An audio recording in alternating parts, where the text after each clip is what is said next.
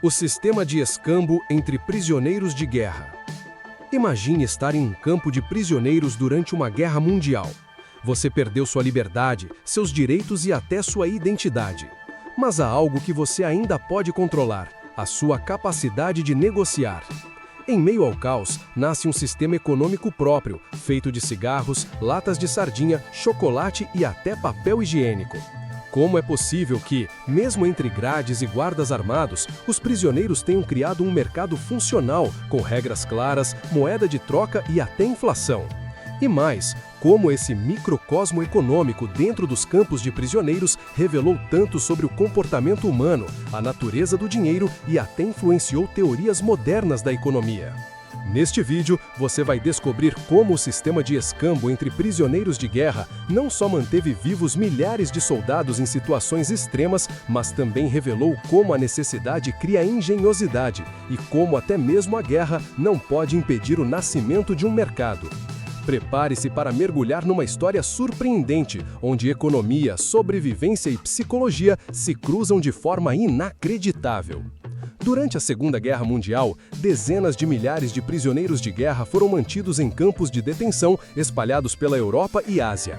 Eram soldados capturados pelos inimigos e, segundo as convenções de Genebra, tinham direito a receber pacotes humanitários da Cruz Vermelha, contendo alimentos, roupas e itens básicos de higiene. Esses pacotes, apesar de serem padronizados, nem sempre atendiam às necessidades individuais, o que fez com que os prisioneiros começassem a trocar entre si o que tinham de sobra por aquilo que precisavam. Assim nascia um sistema de escambo rudimentar. Um soldado que não fumava, por exemplo, trocava seus cigarros por mais comida. Já um que estivesse com frio poderia negociar seu chocolate por um par extra de meias. Com o tempo, essas trocas começaram a se tornar tão comuns que passaram a seguir um padrão, e foi aí que o cigarro, por sua relativa abundância e facilidade de transporte, começou a se consolidar como moeda dentro dos campos. O que começou como simples trocas por necessidade evoluiu para um mercado interno complexo. Itens como sabão, chá, açúcar e sardinhas também passaram a ser altamente valorizados. Havia, inclusive, uma espécie de tabela de preços informal: 3 cigarros por uma barra de chocolate, 5 cigarros por uma lata de carne enlatada. Alguns prisioneiros viraram comerciantes informais, acumulando bens e atuando como intermediários entre os outros. Esse comportamento chamou a atenção de economistas e historiadores após a guerra, especialmente porque, apesar das condições extremamente adversas, os elementos básicos de uma economia, oferta, demanda, moeda, preços, estavam todos presentes ali. Era um laboratório vivo da economia em estado bruto. A moeda de cigarro apresentava todas as características fundamentais. Era divisível, portátil, reconhecida e relativamente estável, ao menos enquanto o fornecimento dos pacotes da Cruz Vermelha se mantinha regular. Mas como veremos na próxima parte, bastava que esses pacotes fossem suspensos ou reduzidos para que todo o sistema entrasse em colapso. E aí surgiam a inflação, as crises e a escassez, exatamente como num mercado real. O sistema de escambo entre prisioneiros não era apenas uma curiosidade isolada. Ele mostrava como a lógica econômica surge de forma quase instintiva em qualquer ambiente humano. Mas também revelou o quão volátil esse sistema podia ser. Sempre que havia atraso na entrega dos pacotes da Cruz Vermelha, por bombardeios, bloqueios ou escassez de recursos, o mercado entrava em pânico. A oferta de cigarros diminuía, e com ela, o poder de compra. Os preços disparavam. Um chocolate que antes custava 3 cigarros, agora podia valer 10.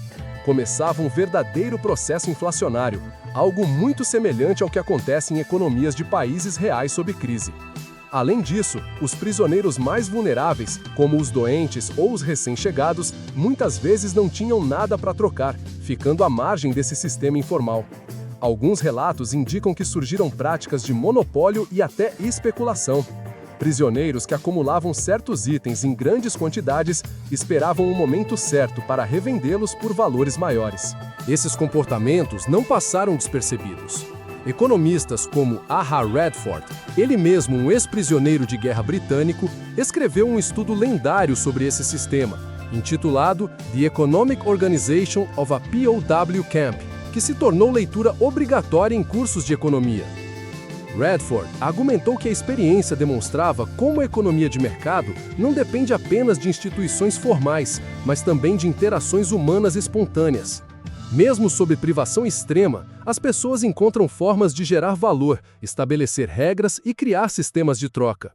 E o mais intrigante, fazem isso naturalmente, sem que alguém precise inventar ou organizar o sistema. Esse experimento forçado também serviu para mostrar como o dinheiro ou qualquer objeto que assuma seu papel depende da confiança. Quando os cigarros começaram a se deteriorar ou quando os prisioneiros suspeitavam que os pacotes deixaram de chegar, o valor do cigarro despencava. Itens mais duráveis, como latas de sardinha, começaram a competir como moeda alternativa. Além disso, esse mercado dos prisioneiros teve impactos psicológicos profundos. Para muitos, participar dessas trocas era uma forma de manter a sanidade, a dignidade e o senso de controle.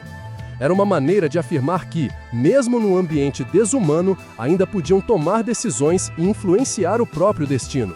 A história do sistema de escambo entre prisioneiros de guerra não é apenas uma anedota curiosa da Segunda Guerra Mundial. É uma poderosa lição sobre a essência da economia, da criatividade humana e da resiliência. Mesmo privados de tudo, esses homens criaram algo que vai muito além da sobrevivência. Criaram um sistema funcional, com regras, moeda, preços e trocas. Tudo isso espontaneamente.